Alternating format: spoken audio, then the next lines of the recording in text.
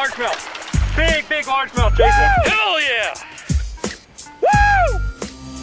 Hey, what's up guys? Nick the Informative Fisherman here on behalf of Lucky Tackle Box today. And today I'm going to be breaking down the Primal Chase Snake Crank. This is a very unique bait. It's kind of like a hybrid crankbait slash jerkbait. So I'm going to show you the gear I'm using, show you what I'm throwing it on, what I'm targeting, and how to put more fish in the boat with that little bad boy. There we go.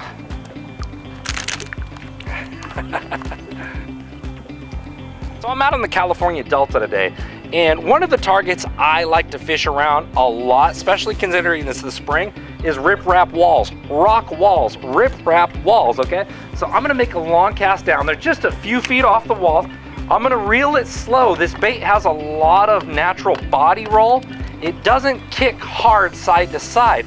And what I also like to do is throw a twitch pause. It's got that little marabou tail on it. And when you have that little like fly style tail, as the bait pauses, that kind of opens up and it looks really lifelike. The finish on this, let me show you this. When you look at the finish of that bait, it looks so natural. And that little marabou tail on the pause is gonna open up, very natural bait. So on the pause, it's gonna have drawing power like a jerk bait.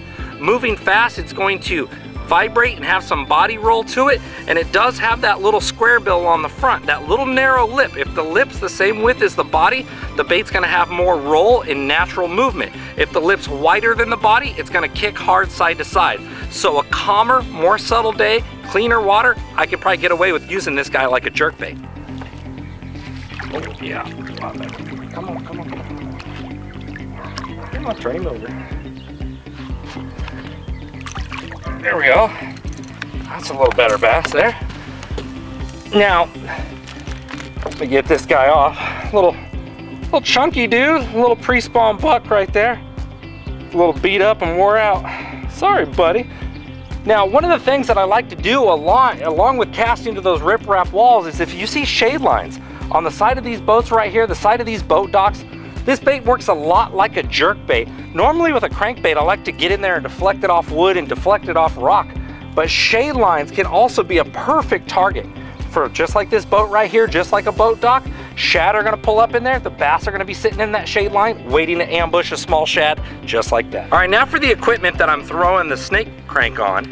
I'm throwing it on a longer rod, and I'm gonna tell you, right now, I'm throwing it on a 7'6" rod. Is that imperative for you? No, it's a crankbait slash jerk bait. So a long cast to cover water is what you're doing. You're making long casting, you're searching a long way. So a long rod is going to be better for you for making longer casts.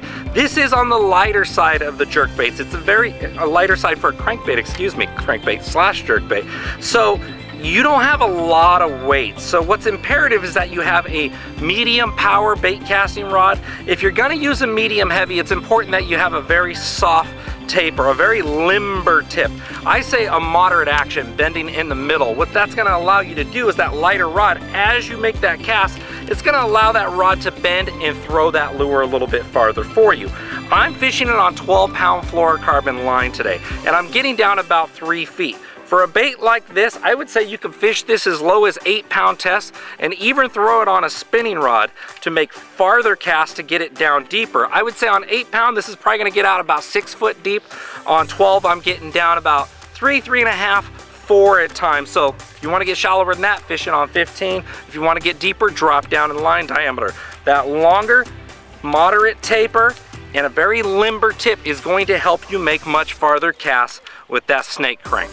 So keep all that in mind, guys. When it comes to a reel, a lot of people are gonna tell you that they want a slower bait casting reel. A slower bait casting reel is more or less for deep diving crankbait. So they have better wrenching power, okay? And you're reeling slow to where you don't get fatigued. The crankbait's not pulling back against you all day long. But when it comes to a little shallow, this is kind of like a square bill, kind of like a jerk bait. It doesn't have a ton of resistance, and I like to move it fast at times and I like to move it slow at times. So I'm fishing it on a 7-to-1. Is it imperative that you have a 7-to-1? No, you can fish it on a slow reel or a fast reel, doesn't really matter. So the conditions I like for the snake crank, I like a couple feet visibility. Though it kind of looks like a jerk bait, you could probably fish this thing in gin clean water and twitch and pause with that little marabou tail. They're probably gonna come and get it. Overcast conditions are always perfect when it comes to a reaction bait. Gray skies today, intermittent cloud cover, perfect. On a bright sunny day, you're probably gonna wanna fish this more like a jerkbait with that twitch, pause, allow them to come and get it. On those higher pressure days, they become a little bit more lethargic. So if you twitch and pause, this bait kind of has a very slow lift to it. So it almost looks like it's suspending. So you're probably gonna get a lot of bites like that on those days, but I prefer a little bit of overcast, maybe a slight little wind chop, something 4 to 5 mile an hour wind that day. And I like at least 2 to 3 foot visibility in that water. Since this bait has a lot of natural roll and not a wide displacement, I'm gonna say I would probably start fishing this bait 50 degrees to back to 50 degrees again, 50 degrees in the spring and up. It's very subtle, it's small, it has a nice profile to it. If you see shad around like I did today, I ran into some stripers. When there was that shad there, those little stripers did not lay off this thing. I thought I was hitting the bottom in 8 to 10 foot of water because it was just bang, bang, bang. Little stripers swirling and slapping at this thing so much that that's how much they thought it was a real shad. So if you have small juvenile shad around, that's always a good time, no matter the conditions. Well guys, I'm Nick the Informative Fisherman, and that's the Primal Chase Snake Crank. Appreciate you guys watching. If you like this video, make sure to subscribe to our YouTube channel and check out all of our other videos, guys. We'll see you next time.